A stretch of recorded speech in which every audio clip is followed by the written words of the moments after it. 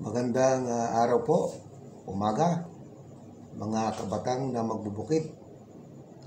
Ngayon po ako ay nasa amin pong himpilan ng pulisya ng San Nicolas, Batangas at tumutupad po ng aking tungkulin. Sa ngayon po ay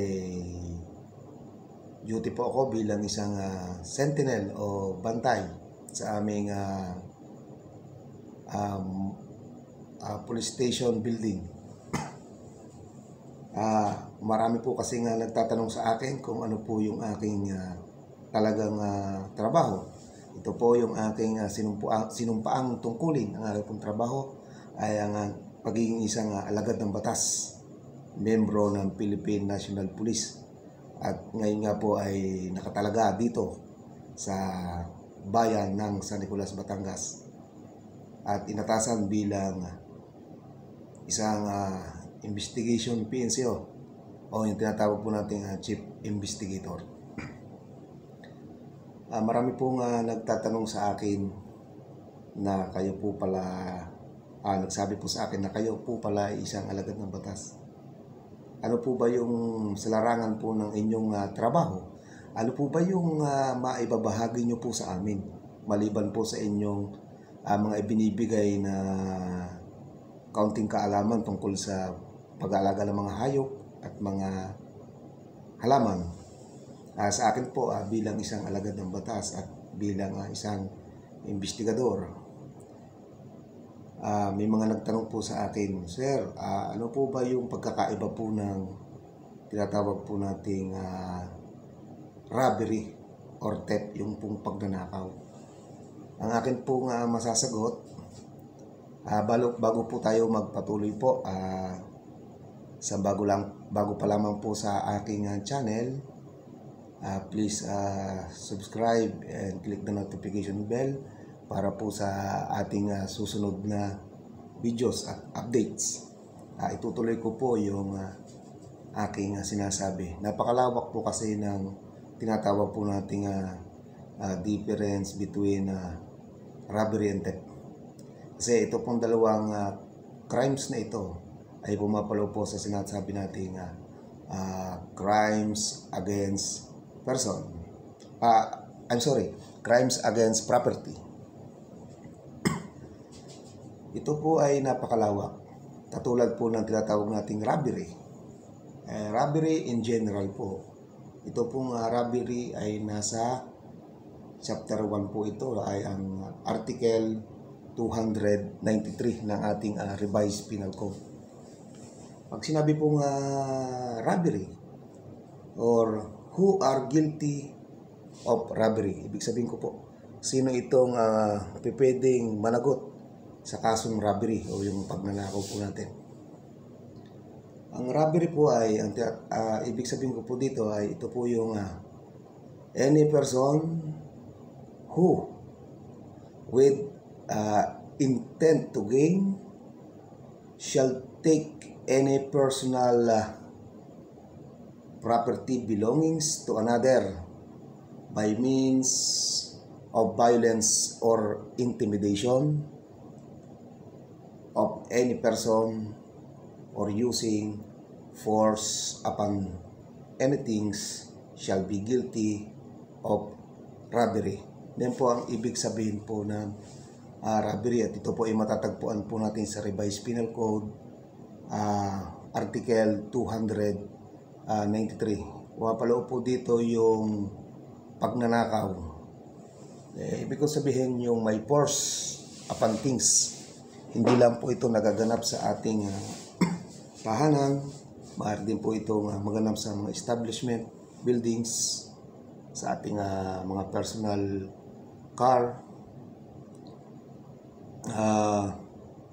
Basta po ang isang magnanakaw, supposed to be, ay pumasok sa ating tahanan na gumamit po ng dahas o puwersa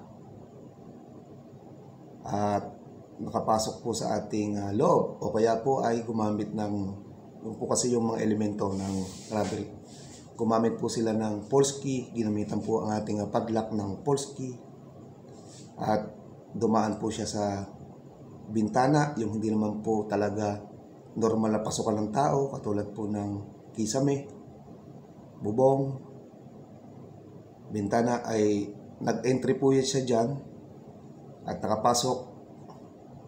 Yun po ay meron na pong tinatawag po nating force apanting kung siya po ay nakakuha ng isang bagay sa loob ng ating bahay na ating iniingatan.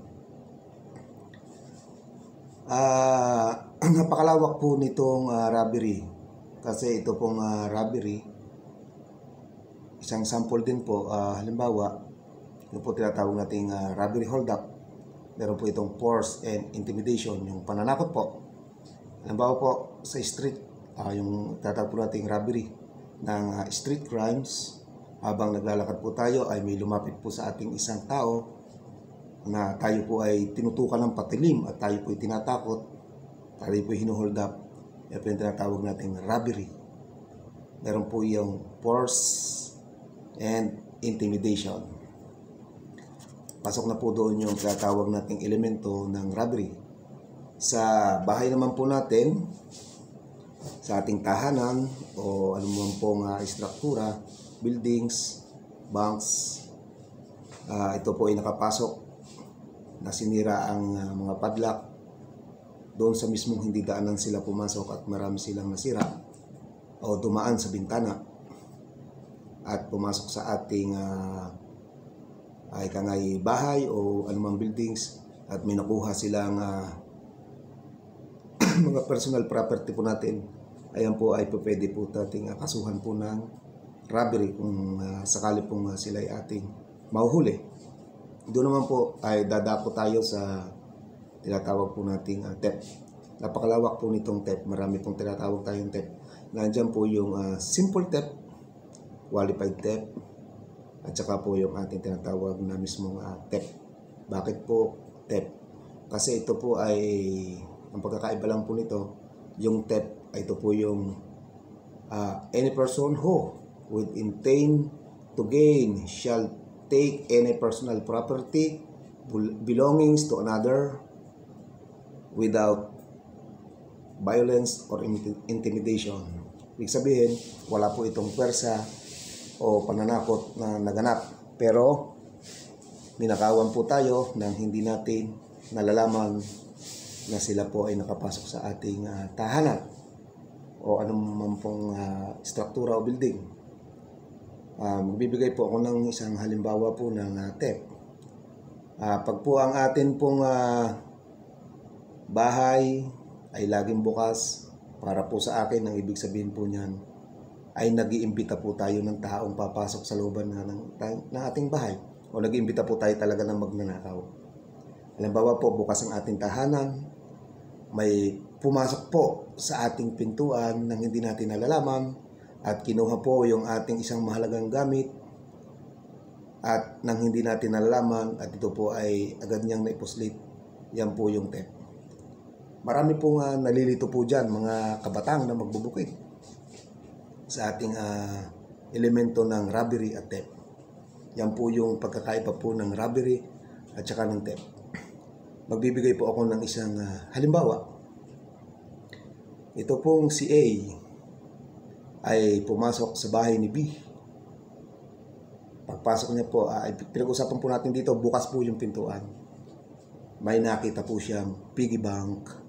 Ano po ba yung piggy bank? Ito po yung tibyo dito po sa atin sa Batangas. Ang ibig sabihin po ng piggy bank, yung pong tibyo, yung hulugan po ng ating mga bariya or coins. Nakita po nitong si A. At hindi naman po nalalaman ni B, nakapasok na si A at nahawakan na po itong si piggy banks. Wala pong nagaganap, mga kabatang na magbubukid, na tinatawag nating force and intimidation. Apantings, di po ba? Ngayon, inilabas po ngayon itong si piggy bank sa loob ng ating bahay. At ito naman pong si A, ay naku, kung saan nagtataka siya, ang bigat nito, magkano kaya laman nito? Ano kaya laman nito? Binasag po ito sa labas ng ating tahanan. Ano po yung unang papasok sa isip natin? Di po ba ang unang papasok sa isip natin ay sabi, mayroon na pong ano yan, may force na po yan. Di po ba robbery na yan? Hindi po, ang paliwanag po dyan, ang pores na sinasabi po ay yung ating sa loob ng ating dwelling. Ano po ba yung dwelling? Ng ating tirahan, ng ating loob ng bahay. Yan po yung magkakaroon ng pores. Pero sa labas po, wala na. Yan na po ay pasok sa PEP. Yan. Ang isa pa po dyan, halimbawa, sa TEP, napadaan itong si A, bukas ang bintana ng bahay ni B, sa katabi po ng bintana ay meron pong nakapatong na mahalagang bagay, supposed to be cellphone. Ngayon, nakita niya medyo may kawang ang bintana, pinipilit niyang ipasok ngayon yung kamay niya, hindi magkasya. Sinasabi ho, hindi magkasya. Binasag po ngayon at nakuha po itong si cellphone. Dinukwang po niya, sa Batangas Bay, dinukwang, inabot dito pong cellphone. At kanya pong naitakas itong cellphone at nanakaw. Ang sabi po ng iba, yun daw po ay robbery. Pero hindi po. Hindi po lahat ng binibreaks o may sinirang gamit, yan po ay papasok na robbery. Yung binigay ko pong halimbawa ngayon ay binasag para makuha nyo po yung cellphone. Dahil nalilito po yung iba, basta daw po may force, daw po robbery. Yun po ay may force. Pero ang pinag-usapan po dyan ay yung entering sa loob ng ating dwelling. Hindi po kasi naipasok niya ang kanyang buong katawan sa loob ng ating bahay o tirahan. Ang pinag-uusapan po dyan, kung naipasok po niya yung buo niyang katawan na doon siya dumaan sa bintana. Sinira niya itong bintana, binasag niya yung bintana, pumasok siya sa loob ng ating bahay at nakuha yung cellphone, yan po yung robbery. Pero kung inilusot lang po niya ang kamay niya at dinukwang ito, pasok pa rin po yun sa TEP. At ano pa po, kung pwedeng itagdag natin kaso, ano po yung liable po ni A kung sakali siya mahuli. Nandiyan na po yung ating tinatawag na TEP at saka po yung ating tinatawag na malicious mischief o yung destruction of property. May pananagutan po siya dyan sa dalawang yan. May complex crime na po yan. Mga kabatang ng bukid, ay sana nakapagbigay ako ng kaunti. Ito po ay napakabuod kasi kung pag-aaralan po natin ang batas ay hindi lang po minuto. Sadya pong taon ang ating gugugulin. Ngunit ako po ay narito at handang magbahagi sa inyo ng buod o kaunti na naway maunawaan nyo po yung aking ibig sabihin at manuwan nyo ito. Marami pong salamat. Sa susunod po, umantabay lang po kayo sa aking video at sa hindi pa po nga pala kung bago lang po pala kayo sa aking channel, please subscribe and click the notification bell para po sa ating mga susunod na video. Bale, dalawa po yung ating lagi ng tinatawag na character sa ating vlog. Narin na po yung gabay sa kaunting kaalaman sa pag-alaga ng ating mga kambing at mga hayop ng ating mga manok. At ngayon naman po sa aking trabaho bilang isang alagad ng batas ay magbabahagi po ako sa kalaman po ng ating mamamayan na tungkol sa batas na umiiral dito sa ating bansang Pilipinas.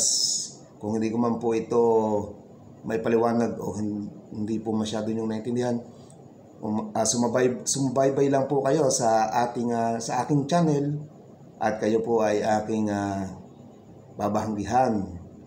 Marami pong salamat. Hanggang sa muli, mga kabatang na magbubukid.